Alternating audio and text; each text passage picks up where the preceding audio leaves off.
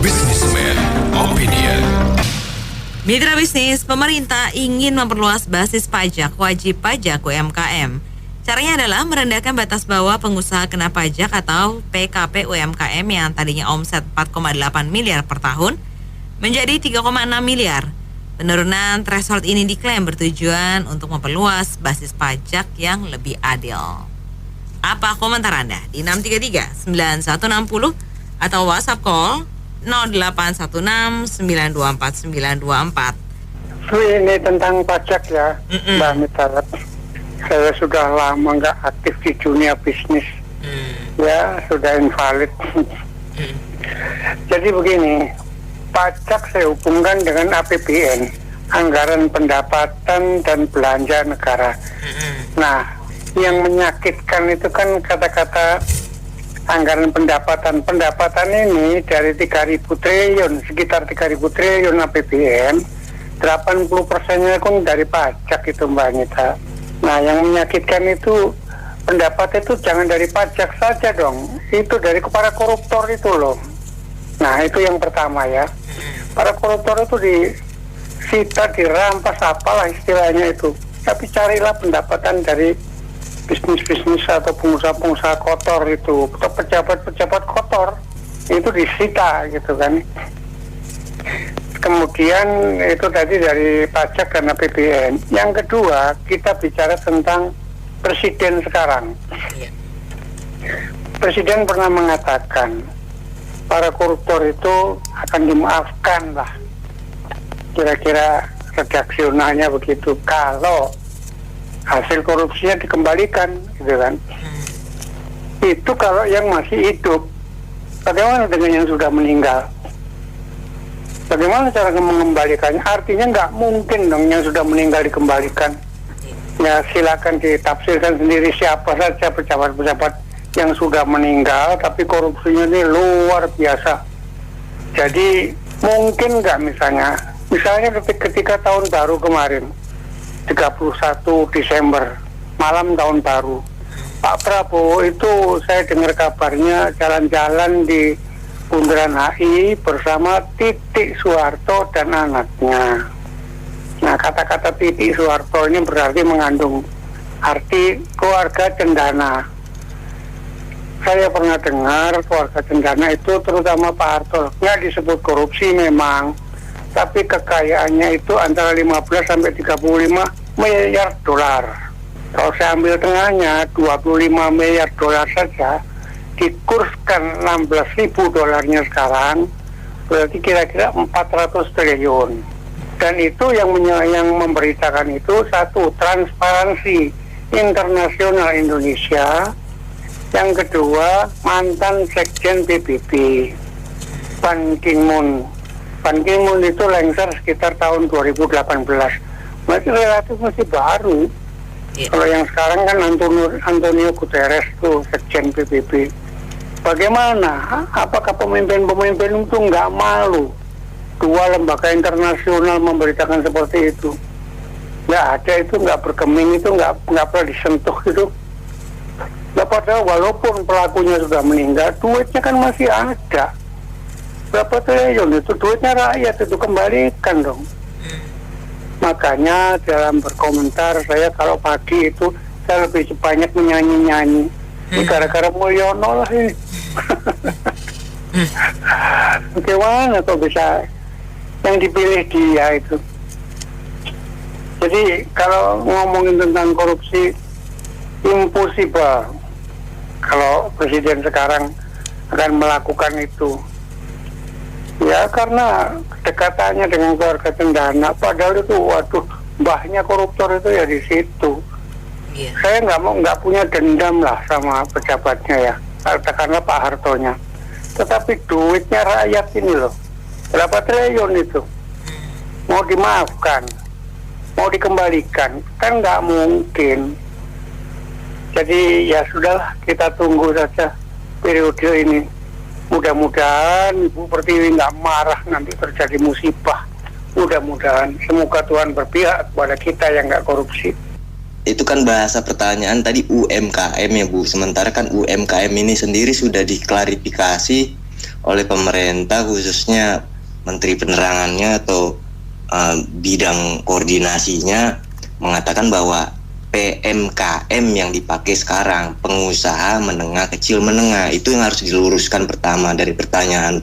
Yang kedua, saya mau menjabarkan bahwa PMKM ini atau UMKM ini yang menggunakan produk impor atau bahan baku nasional yang dikenakan pajak kenaikan PPN PPh atau yang mau dinaikkan Menteri Keuangan ini sekarang. Karena kita juga masih mempertanyakan seperti kebab itu kan barang produk olahannya bisa dari impor itu Bu. Seperti Pizza Hut itu juga produknya bukan produk nasional. Itu yang mungkin kami perlu ketahui, negara mengakuisisi dalam sektor impornya atau produk olahan dari dalam nasional juga. Kalau seumpamanya produk dalam nasional juga dikenakan kenaikan, artinya itu sama saja membunuh sektor mikro kita. Mungkin begitu aja, Bu. Menurut saya, pemerintah jangan mencari uang dari pajak terus, kasihan rakyat. Nanti juga kalau terlalu banyak kayak zaman dulu tuh, kalau terlalu banyak upeti gitu kan terus timbul pemberontakan gitu. Mungkin yang harus segera dilakukan itu yang memberantas korupsi itu, dan jangan tebang pilih gitu. Semua yang korupsi ya diadili gitu. Mungkin kalau Prabowo terlibat ya dikembaliin aja uangnya, kalau presiden kan mungkin dimaafkan gitu. Makasih. Itu pajak PBB juga jangan tinggi-tinggi. Sepanjang jalan tuh banyak toko-toko, ruko-ruko semua ditutup. Kayak punya toko aja kayak sewa, daya beli juga nggak ada. Gitu. Orang jadi males, jadi pada tutup, pada pindah ke daerah lebih murah itu. Gitu aja Bu. Luas basis pajak yang berkeadilan ya Mbak ya. Itu standarnya apa? Kok mereka bisa bilang memperluas basis pajak berkeadilan? Ya berkeadilan yang biar koruptornya lebih banyak, lebih dapatnya banyak, pajaknya ditinggikan buat rakyat itu berkeadilan standar mereka. Satu itu. Kita ingin tahu saja basis pajak yang berkeadilan itu apa? Rakyat ini akan bayar kok kalau memang benar-benar ini digunakan untuk negara, untuk kesejahteraan rakyatnya, bukan segelintir manusia yang menggarong uang rakyat. Kalau basis pajak untuk koruptor dapatnya lebih banyak, rakyat nggak akan sudi membayarnya. Sekarang ini kita sudah tercekek. Satu itu, kita berharap kalau memang mau berbasis pajak berkeadilan, ajukan ke meja hijau yang sudah terbukti sama sekali. Nggak usah bermain-main lagi. Kita punya penegak hukum. Ya nggak? Kita setiap ini pajak terus. Tapi koruptornya mungkin menjadi-jadi. Bayangin aja sampai ratusan triliun cuma 6,5 tahun. Itu miris kita ngeliatnya ini. Rakyat yang sampai rakyat jelata saja, jangan dibilang rakyat jelata itu tidak bayar pajak. Bayar pajak mereka, apapun mereka makan apa itu untuk mereka. Jadi jangan berbicara seorang berbasis pajak berkeadilan. Berkeadilan untuk mereka-mereka yang digaji oleh rakyat, yang menggarong uang rakyat. Itu yang dibilang berbasis pajak berkeadilan. Rakyat sudah tercekik ini sekarang. Coba tolong diajukan ke meja hijau yang para koruptor ini yang sudah terbukti. Walaupun belum terbukti, diusut tuntas. Jangan bermain-main. Ya itu kan akan membayarnya kok. Kalau memang betul-betul berbasis pajak berkeadilan ini, rakyat akan bayar. Bukan rakyat diam-diam saja. Ini untuk kebutuhan untuk negara kita ke depan. Bukan untuk segelintir manusia yang hedonis hidupnya sampai anak cucunya dibekali. Ya enggak? Itu saja saya cuma berkeadilannya yang bagaimana. Itu saya cuma perjelas lagi standarnya apa. Rakyat dulu lihat di bawah. Coba kalau kita tidak bisa mampu bayar pajak lagi, mereka akan menanggung nggak biaya hidupnya. Kalau kita bayar pajak nih puluhan tahun ya, sampai sekian persen kita bayar terus, tapi tiba-tiba kita drop, kita nggak bisa bayar pajak sama sekali, negara akan melihat kita nggak? akan membantu kita gak makan, padahal kita sudah tidak dapat uang. Itu harus diperhatikan. Jangan rakyatnya dapat uang banyak tapi dikerok juga, tapi nggak ada lagi. Ya, oke. Agungnya yang bolong. Begitu saja, makasih. Itu kenapa presidennya nggak perpu yang perampasan aset itu harus ditanya terus tuh, ke satu, kedua kayaknya UMKM nggak boleh pada banyak duit tuh. pada nggak ada duit bayar pajak terus dari semuanya, habis nggak boleh pada punya mobil, nggak boleh punya, bisa digituin terus nggak, kapan bisa beli ini beli itu gitu. Artinya kan orang kecil, tolonglah perpunya, kenapa tuh, saya bingung juga kenapa gitu. UMKM itu kan usaha kecil menengah, Iya. kan udah orang kecil dan pas-pasan, masa masih mau diperes lagi kan kasihan Om. Ibaratnya cucian udah diperes pakai tangan, peres lagi pakai pengering mesin. Waduh, lama-lama hancur itu pakaian. Kenapa nggak coba sih yang kelas-kelas kakap gitu, yang diperes tapi tambahin pajak-pajaknya kayak apa namanya, tempat hiburan kan, waduh, omsetnya bukan cuma 4,8 M itu setahun, puluhan miliar tempat hiburan, terus kayak apa namanya, judi ilegal itu kan banyak loh sebenarnya yang bukan online tapi offline ya. Iya. Saya nggak tahu nih pemerintah memang pura-pura nggak tahu atau tahu tapi tutup mata, atau tahu tapi karena dapat setoran jadi diem. Itu di seberangnya kantor Om BNI kan ada sebuah gedung tua yang jelek Om. Itu buat kasino Jakarta loh. Aduh, kalau pernah masuk ke dalamnya ngeri Om. Orang berduit semua itu, kalau kita bawa uang 1 miliar semalam, udah pasti habis dari situ. Kalau kalah ya, kalau menang mungkin bisa lebih. Itu terus Pak Prabowo kan punya kuasa buat mengeluarkan apa namanya, pengganti undang-undang atau apa namanya ya, kepres atau pengganti Perpu, Pak. Perpu. Ya, perpu, betul, pengganti undang-undang dari DPR. Kan sampai sekarang kan DPR masih berat hati tuh buat tanda tangan doang perampasan aset. Kalau DPR nggak mampu gitu banyak orang, cukup Pak Prabowo aja tanda tangan, pakai satu tangan udah cukup kan. Betul. Habis itu langsung dikejar ya semua koruptor itu. Iya. Karena menurut sebuah penelitian ya, penelitian yang saya baca di sebuah majalah, sebut saja namanya Tampol lah ya. Kalau saya ikut Tempo nanti saya disomasi lagi. Tampol aja. Itu menurut penelitian mereka Om ya. Jadi sampai dengan tahun akhir 2024 kemarin, itu uang yang sudah terkumpul dari para koruptor, terus kemudian uang yang sedang diinvestigasi, dan perkiraan uang yang masih parkir di luar negeri, di bank-bank Swiss atau bank luar negeri lainnya yang milik para koruptor, itu totalnya mencapai lebih dari 30 apa ya, 30 ribu triliun ya. Bisa bayangin nggak Om, segitu banyak uang itu buat apa tuh? Bisa buat bayar utang negara Om. Betul. Bantu rakyat miskin. Setuju Pak. Pajak-pajak sementara yang banyak kayak UMKM itu jangan dipungut dulu. Kemudian apa, infrastruktur yang belum kelar cepat dikelarin. Bikin lahan-lahan baru untuk pertanian itu kan lebih bermanfaat daripada kita meres dari rakyat miskin. Jadi kalau seandainya saya jadi presiden, seandainya ya kan saya mau berandai-andai, saya teken tuh langsung undang-undang perampasan aset biar pada koruptor kapok gitu. Jadi kalau sekarang ya saya lihat kan pemerintah nih udah mulai mata gelat nih. Apapun mau dipacekin. Ya sekarang UMKM mau dipacekin, tapi yang pengusaha besar mau dapat subsidi di apa namanya pajak. Jadi aneh nih. Menurut saya ini cuman ini kan baru wacana, mudah-mudahan aja belum berlaku untuk tahun ini. Karena tahun ini masih sangat sulit ya. Nggak tahu kalau tahun depan sih mungkin masih udah oke lah, tapi tahun ini kayaknya berat. Ya kita pikirkan UMKM kan ekonomi lemah. Betul. Tahun kemarin anak saya udah kena yang 4,8, sekarang mau 3,6. Makin banyak yang kena itu. Iya, betul. Itu Bung BR, banyak ini. Balsem Erna, hebat pedesnya. Cakep. UMKM merana, pejabatnya kaya raya. Masuk Pak Tony. Masuk. Ganti sedikit, pejabatnya pesta pora. Masuk juga. Ikut dong. Pengen deh jadi pejabat. Soalnya kenapa? Gimana nggak enak jadi pejabat?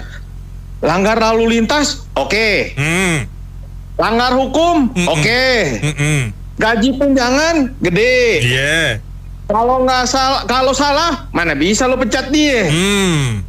Betul nggak? Bikin kebijakan boleh seenak udel-udel. Bisnis ilegal kagak masalah. Wah, pajak nggak pernah bayar.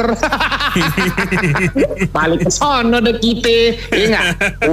UMKM lu pencet, iya nggak? Sampai mencret. Kalau tadi Pak Gondolo sampai kagak ada yang keluar. Sampai udah ampas darah juga udah kagak ada sisanya bro kalau dipencet, iya. Nah sekarang omset 4,8. Turunin 3,6. Iya. Berarti apa ya? Berarti dia bikin ada spread itu lu udah bukan UMKM lagi dianggap, betul nggak? Betul. Paksa lo bikin pembukuan, bayar lo PPh 22%, nggak? Betul. Nah itu yang tadi aneh maksud bro, dipencet itu UMKM, nggak? Dia udah nggak bisa nangkep itu yang illegal mining, illegal logging, ilegal itu yang korupsi kebijakan, iya kan? Nah entu itu duitnya gede, royalti tambang batu bara, enggak? Jutaan dolar itu bro, ayo buka-bukaan. Pejabat mana yang kagak main di batu bara ilegal semua, ayo. Mau kita kupas abis. Itu mereka itu kagak ada izin berani nambang kok. Iya. Nah sekarang banyak ada pejabat yang punya jet pribadi, bongkar aja ayo, dia bayar PPh-nya berapa? PPh 35%, kaliin aja penghasilan sama bayar beli jetnya aja deh, enggak? Kali aja 35% itu dia bener tuh bayar pajaknya. Gua nggak yakin bro. Yang pengusaha si X di Kalimantan, enggak punya jet pribadi, enggak? Iya. Belum lagi anggota parpol, enggak? Yang punya bisnis. Nggak ada itu yang bayar pajak. Lo UMKM bisnis 400 juta aja mulu pencet-pencet sampai mencret. Betul nggak? Betul. Terus prinsipnya pajak itu nggak pernah turun. Di pala mereka tuh cuman satu bro, cuan terus. Itu bisnis kagak ada tuh ruginya buat mereka, untung terus pokoknya, ya nggak? Terakhir PPh 21 bro. Saking rakusnya itu kita nasib karyawan tuh dipotong dulu di depan, ujung-ujungnya LB. Kan paling suka bikin peraturan ganti-ganti, enggak? Yang terakhir 21 tuh. Sekarang lagi error, bug semua. Kagak bisa bikin A1 bro, gue open aja tuh. Nggak ada yang bisa kasih jawaban, even orang pajaknya nggak bisa jawab tuh. Hari ini udah tanggal 6, terakhir tanggal 10. Itu bug semua itu. Ayo, berani nggak pada nongol? Kagak ada. Lagi masalah itu semua. Lagi riran pajak paling cepet bro, iya nggak? Iya. Lu nyusahin WPY, betul nggak? WP lu susahin aja pokoknya. Buat orang pajak, prinsip lu gue inget bro, hunting in the zoo. Kalau perlu kebun binatangnya habis semua dia buru, iya nggak? Iya. Ya rusak dah ini semua, ya nggak? Yang penting dibawa happy kata Akong, jangan kita serius. Udah kacau, mudah-mudahan nanti dari yang atas, boom, biar pada kapok semua. Itu aja bro. Pajak menyeki, rakyat pasti tak puas. Masuk Kong Yansen. Tuh, kata Tony benar, kita kalau mau hantar huru ya nggak. Tambang kita, negara kita kan negara Pancasila, benar nggak? Keadilan kekayaan mesti dinikmati semua rakyat, benar nggak? Seperti batu bara saya dengar berapa ratusan juta ton kan. Saya punya teman dia kerja batu bara, dia kerja sama orang partai, benar kok. Saya rumahnya mewah buset. Suka aja orang jalan-jalan ke luar negeri. Saya nggak bohong, saya nggak istilahnya apa adanya. Nah itu yang dihantam tambang emas, nikel, aluminium, besi itu hulu lebih gede. Importnya kita gedein dikit pajaknya. So importnya barang baku kita kan semua kan produksi. Udah kita masuk mereka kan cuannya gede dah. Kita hantam lagi PPN dah ya dipencet nih. Mati lah kuatnya 3,8 tau nggak? Lo keluar apa aja, keluar susu dan keluar tai nggak tahu deh. Maka kadang kita punya pejabat nggak tahu lah, mungkin ada sesi dengan ada kong kali kong sama orang yang punya tangan besi. Pasti, ya gitulah, nggak tahu lah. Kalau saya sebagai pengusaha, saya sebagai Menteri Keuangan atau pajak, pasti saya hantam ke hulu, nggak mungkin ke bawahan. Uang kan nggak seberapa tuh, dipencet apa yang keluar kan? Iya. Namanya keluar, bener nggak? Itu nggak seberapa. Pagi PPN 1%, itu mah bikin ribut dong, nggak, duit nggak dapet. Iya, iya. Kalau saya pengusaha, kalau saya tukang Menteri Keuangan, pasti saya hantam ke hulu. Tidak pandang bulu. Aku juga, kita punya hukum mesti tegas, enggak? Oke. Undang-undang memiskinkan itu mesti dijalankan, baru bisa jalan. Kalau ini nggak dapat seberapa kan, ribut mulu, ntar demo lagi Monas, macet lagi Ben. Ya gitulah. Waduh, ini baru PPN nggak jadi 12%. UMKM diturunin menjadi 3,6. Tapi saya berpandangan gini, bro. Kalau kita bilang 3,6 kan artinya sebulan itu kan kira-kira 300 juta ya. Iya. Artinya berarti UMKM yang jualan entah apapun lebih kurang kan sehari kan lebih kurang 10 juta. Ya kan, sehingga 1 tahun ya ketemulah 3,6 dan mereka masih di dalam batas yang sekarang kalau nggak salah sekarang kan 0,5 kan, 0,5% atau 4,8 kan. Nah itu kan nanti mereka kalau nggak ada perubahan 0,5-nya berarti yang transaksi maksimal 3,6 tahun kan bayar 0,5. Menurut saya sebenarnya sih masih dalam batasan yang wajar lah. Oke. Masih batasan yang wajar, cuma momentumnya tidak tepat sekarang. Ya. Momentumnya sekarang lagi sulit. Untuk mencapai segitu aja sulit sekali. Jadi kalau nggak mencapai segitu kan mereka sebenarnya nggak perlu kena PPh. Kalau di atas itu baru kena, ya kan? Nah, kenapa 4,8 harus turunkan? Ya udahlah, ini tahun ini kan masih sulit, biarkan dulu lah 4,8.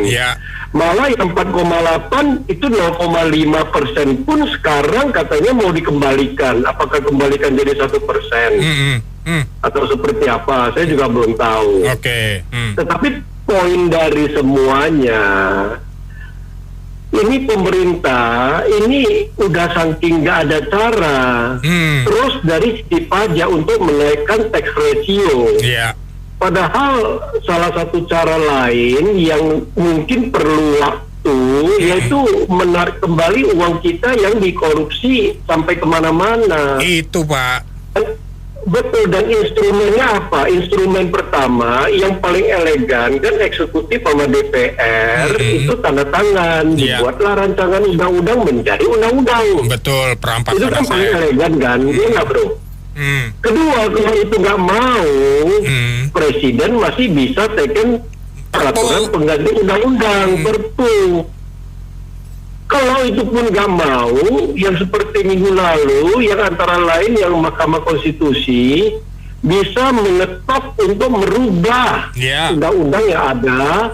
Tentu ada pihak yang melakukan uji materi terhadap undang-undang mengenai pidana korupsi kita. Pasal-pasal mana yang dianggap terlalu ringan itu mereka mengajukan untuk uji materi.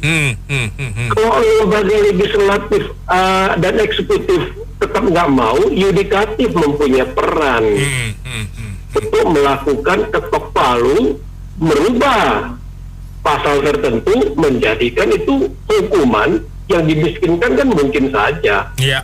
Apa namanya yang presiden threshold itu kan dari uji materi kan? Sehingga dari uji materi 20% dihilangkan. Gitu. Ini kan kalau nggak ada sekarang sebenarnya kita juga nggak mau sampai cara gini. Paling elegan. Ya DPR lah, itu kan Gerindra dan partai Kim Plusnya kan banyak. Kenapa mereka nggak mau? Kalau PDIP nggak mau ya tinggalkan aja. Tetapi disinilah tarik menarik kepentingan politik. Ya kan? Karena undang-undang itu kan supaya korupsi tidak merajalela seperti sekarang. Dan satu lagi, tax amnesty itu untuk menarik uang kembali yang sudah ada sebelumnya. Itu kan APBN kalau begitu banyak kebocoran bisa dihindari, artinya masyarakat tetap kena pajak, tetapi bisa saja pajaknya diturunkan. Nah, itu Pak. Kita mau seperti itu supaya mendrive ekonomi. Bukan terus menerus dipajakin ini, dipajakin itu. Betul Pak. Itu kan dana, itu koruptor mereka kan uang dari APBN kan, itu gampang kan, gak usah putar otak. Kalau kita swasta bisnis kan masih putar otak mencari omset dengan strategi. Kalau mereka kan anggaran udah ada, tinggal bikin proyek kan, gasak sana gasak sini lah. Iya, ngomongin tentang pajak, ini kan APBN itu anggaran pendapatan dan belanja negara. Jadi dari sekitar 3.000 triliun APBN kita, 80%-nya itu dari pajak. Nah, padahal kita semua tahu, selain rakyat, ada yang namanya BUMN, badan usaha milik negara. Itu penghasilannya mana? Jadi yang namanya dari mulai minyak, batu bara, sawit, karet, dan lain-lain itu luar biasa banyaknya kekayaan negeri ini. Sulitnya dari mulai 66 pimpinan Orde Baru itu sampai sekarang, negeri ini selalu dipimpin sama parasit-parasit, penalu-penalu bangsa ini. Sampai sekarang. Jadi pendapatan negara itu ya carilah, jangan dari pajak terus pajak lagi. Terus negara apa kerjanya? Bagaimana cara menghasilkan duit selain pajak itu? Kan ada yang namanya PNBP, itu pendapatan negara bukan pajak. Lihat lagi, nanti ada penyelundupan. Itu para oligarki itu, semua pengusaha, semua bisnismen tahu bahwa mereka kalau mau ngurus izin segala macam itu, ingat nggak kasusnya Gayus Tambunan? Iya, ingat. Anak umur 29 tahun, korupsinya ada 150 perusahaan swasta yang terlibat, satu pun tidak ada yang diusut. Jadi kemana pimpinan-pimpinan negeri ini? Berarti mereka juga parasit semua. Jadi ya nasibmu lah dipimpin sama parasit-parasit, disedot terus kekayaan negara ini. Iya, kita suarakan agar berubah, Pak. Itu dia. Jadi bisnismen sudah banyak membahas itu. Saya udah kehabisan kata-kata. Sebagai warga saya tidak setuju ya. Harusnya dari 4,8 miliar itu dinaikkan menjadi 10 miliar itu tidak kena pajak gitu. Nah, dengan demikian UMKM kita ini yang mengalami tekanan terhadap inflasi bahan baku, kemudian juga meningkatnya biaya sumber daya manusia, begitu juga dengan pajak yang cukup agresif saat ini ketika dia jadi finished goods, baik itu services maupun goods, ketika dijual kena PN yang udah 11, itu masih bisa bernafas gitu. Jadi jangan yang 4,8 miliar dipajak diturunin. Kalau diturunin ya makin banyak yang bisa kena gitu. Tukang tahu goreng juga, tahu ciwali nanti kena. Jadi justrunya harus dinaikkan ambang batasnya. Nah, pemerintah memang harus mencari jalan-jalan yang menggunakan otak dan kerja keras untuk mencari tambahan penghasilan negara. Selain daripada menghentikan program-program yang faedah kepada rakyat tidak langsung seperti IKN misalnya. IKN bagus, silakan jalan dengan uang investor. Kemudian juga mengurangi belanja kementerian dan lembaga sampai 80% kalau perlu. Harus ada Zoom, tidak perlu terbang dari kampung-kampung ke Jakarta, itu para bupati dan kepala dinas. Tetapi juga harus melakukan non-economic approach. Jadi dengan Indonesia itu koruptornya berkurang, penegakan hukumnya bagus, kemudian negara lain juga melihat misalnya aparat penegak hukumnya polisi, jaksa, hakim, peraturannya tidak tumpang tindih, maka investasi dari luar itu akan datang. Nah, investasi dari luar kan nggak pernah punya omset 10 miliar setahun, pasti hitungannya ratusan miliar atau triliunan. Nah, dengan begitu pajak badannya maupun pajak penghasilan buat karyawannya maupun PPN-nya sebagai output finish goods-nya akan menjadi lebih bermakna buat negara. Tapi ini memang harus sistematik dan pakai mikir. Kalau nggak pakai mikir ya begini-begini gitu. Dari 4,8 miliar kita hitung deh. Ini basis pajaknya 500.000 entitas. Kalau kita turunkan 3,3 miliar jadi 800 ribu entitas. Ini kan kayak cuman main di Excel sheet cuman 4-5 kolom gitu. Tambah pivot sekali, tambah VLOOKUP sekali gitu kan. Ini sangat kekanak-kanakan menurut saya. Nah, oleh karena itu sudah saatnya memang pemerintah kita, terutama Kementerian Keuangan itu mempraktekkan apa yang dia pelajari di luar negeri sampai doktor ekonomi di Columbia, di mana-mana di Amerika, S2, S3 ikut rapat Bank Dunia bolak-balik pakai uang negara toh. Nah, jadi lakukan something beyond pajak gitu. Something yang beyond pakai Excel sheet yang 4 kolom 2 kali 1 kali VLOOKUP 1 kali pivot tadi gitu. Supaya jangan beban belanja yang tidak begitu berfaedah itu dibebankan ke pundak rakyat. Lagi pula Kementerian Keuangan juga harus melihat prinsip dasar dari ekonomi, yaitu local wisdom kita. Jangan pernah belanja lebih besar pasak daripada tiang. Ya kalau kamu dapatnya 3.000 triliun, ya belanjanya maksimum 3.000 atau 2.900. Jangan kamu punya cita-cita belanjanya 3.800. Tapi saya mau membangun negara, ya kamu bikin supaya investor itu banyak datang ke sini dengan perilakumu sendiri sebagai aparatur negara yang memang bisa membuat para investor senang. Sekarang boro-boro mendatangkan investor dari luar. Investor lokal domestik kita aja kalau ada uang dia invest di Hong Kong sama di Singapura melalui venture company atau semacam shell company yang bisa dia keluar, yang dia gunakan perusahaan cangkang untuk mendistribusikan hartanya di luar negeri. Karena apa?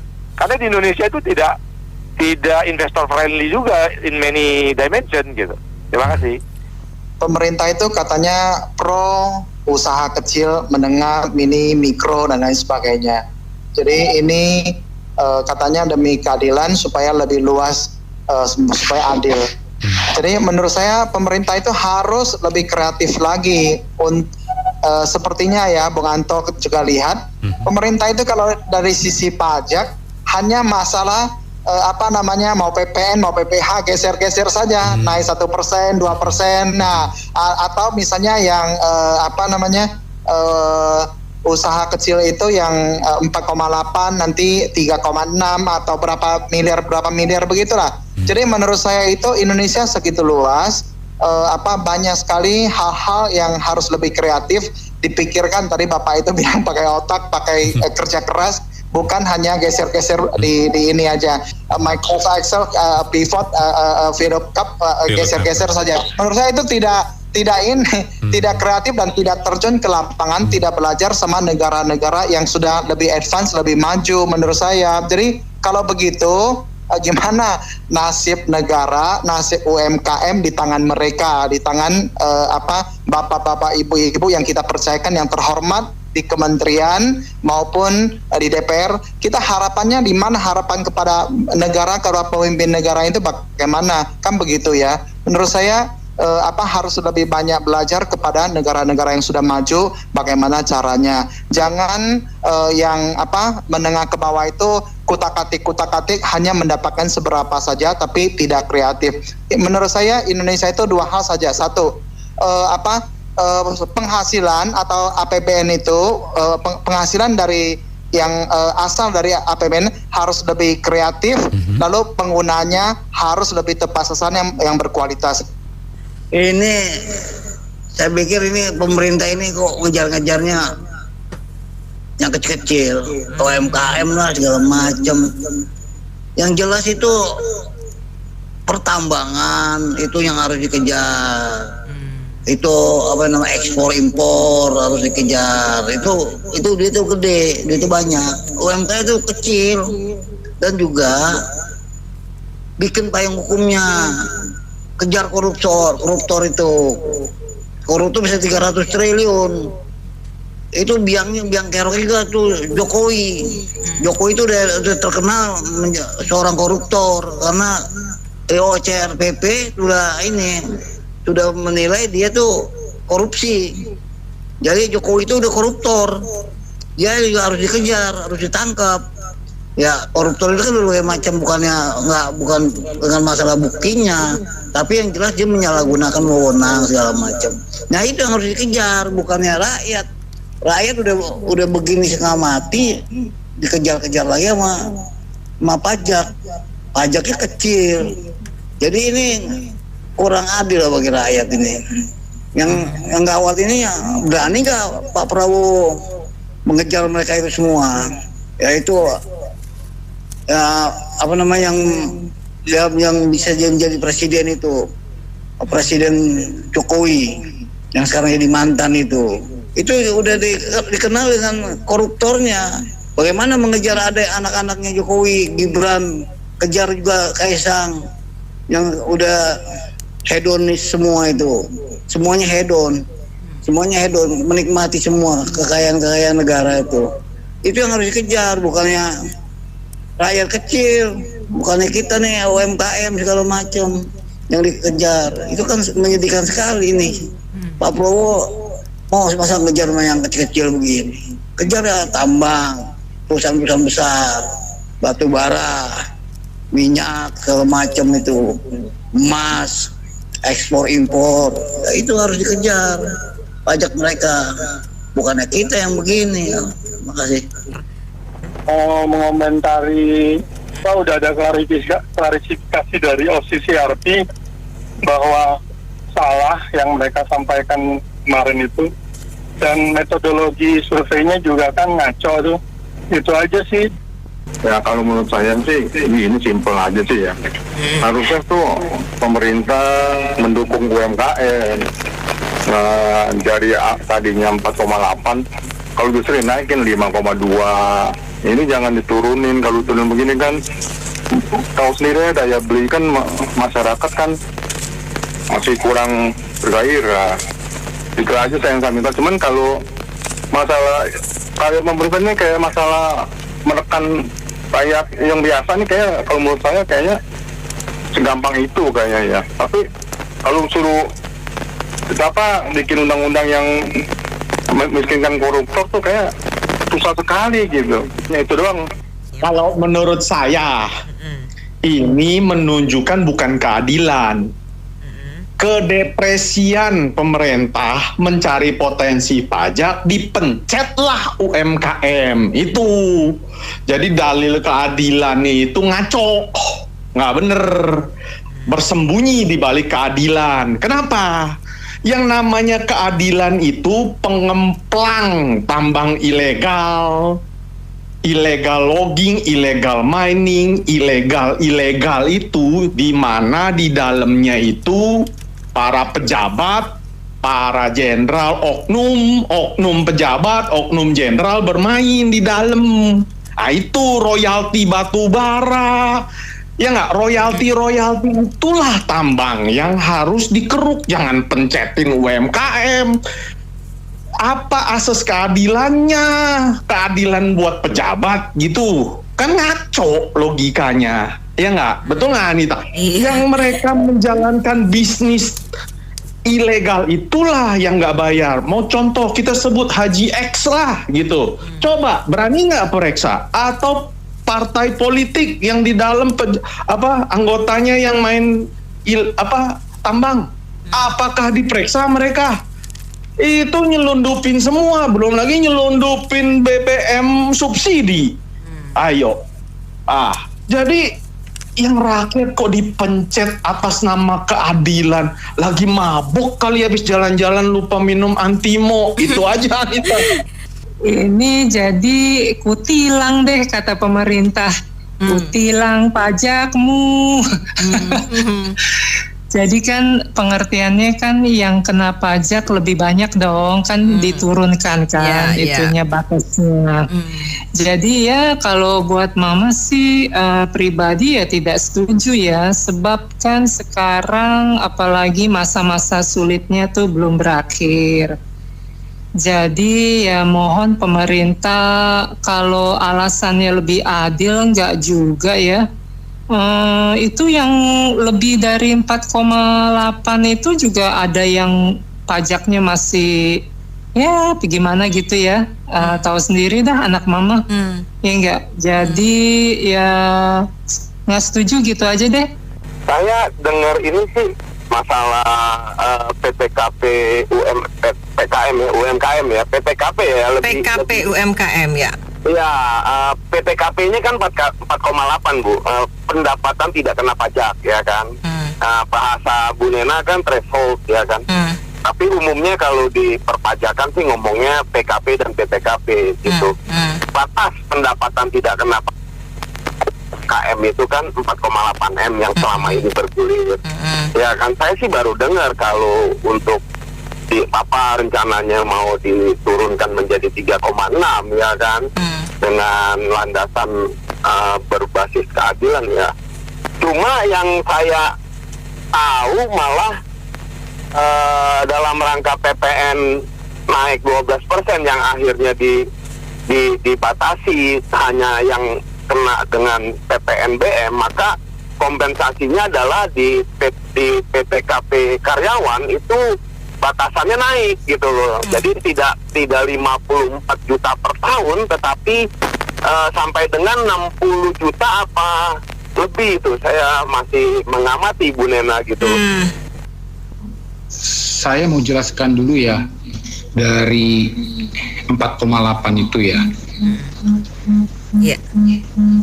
Jadi Ibu Sri Mulyani ini mengikuti kenaikan sebelumnya nggak 4,8, di bawah 3, di bawahnya lagi.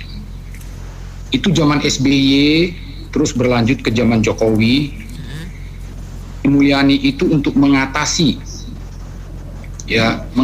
pengangguran, karena zaman SBY juga ada resesi. Zaman itu disebut PTKP, pengusaha tidak kena pajak. Nah, untuk mengatasi supaya tumbuh UMKM atau UKM ini, maka dibikinlah kebijakan menaikkan batas maksimal untuk tidak kena pajak. Karena investor nggak ada waktu itu, krisis, jadi dinaikkan terus. Alasannya apa? Alasannya supaya banyak entrepreneur muda yang tidak dikenakan pajak, tapi menciptakan peluang kerja. Itu basisnya pertama itu. Kenapa PTKP itu dinaikkan terus? Karena Ibu Sri Mulyani dan kita semua bisa belajar, ketika tahun 97-98, negara ini bisa berdiri bukan karena perusahaan besar, tapi karena 60-70% itu didukung oleh usaha kecil menengah dan koperasi. Hancurnya negara ini karena perusahaan-perusahaan besar itu. Lihat aja BLBI, terserap semua utang itu. Tapi mereka yang sektor menengah ke bawah yang nggak dapat utang perbankan, itu yang mempertahankan negara ini bisa berdiri. Sehingga muncullah kebijakan inisiatif negara untuk menaikkan pengusaha tidak kena pajak, PTKP. Kalau sekarang istilahnya pengusaha kena pajak apa-apa, entah apa istilahnya, terserahlah. Yang penting batasnya itu dinaikkan, karena tidak mampu. Negara saat itu sampai zaman Jokowi naik terus. Itu satu. Nah, sekarang yang kedua, ini memang kita menghadapi resesi global yang lebih dahsyat. Efek dari resesi kesehatan pandemi itu. Semua negara banyak yang tumbang, termasuk negara-negara besar. Nah, kita lihat sendiri bagaimana pabrik-pabrik tekstil itu mem-PHK jutaan orang. Kalau kita nggak mau bilang ekstrim jutaan, ratusan ribu lah. Kalau ratusan ribu buruh, itu efek dominonya ke keluarga itu bisa disebut jutaan orang. Daya beli turun. Ngerti nggak? Jadi poinnya, pengangguran makin meningkat dibandingkan zaman SBY, zaman Jokowi makin naik. Karena pabrik udah pada tutup, jutaan orang udah kena berdampak. Nah sekarang, poin ketiga, ini jadi pertanyaan. Kok jadi PTKP-nya diturunin? Kan Ibu Sri Mulyani sudah belajar dari sejarah. Kok jadi nanti ini ini pabrik-pabrik yang sudah eksis, yang buru-buru yang bayar bulanan itu sudah tutup, bangkrut semua pada kabur. Terus gimana dong ini kalau dicekek lagi, UMKM disuruh bayar pajak lagi? Nanti UMKM itu yang warung-warung itu nggak bisa bayar pegawai. Jadi saya pikir Ibu Sri Mulyani ini kan ada di Prabowo ini kan bisa melihat sejarahnya ya. Dari zaman SBY, dan sejarahnya kita 9798 itu tumbangnya karena apa? Karena pinjaman perusahaan-perusahaan raksasa itu semua.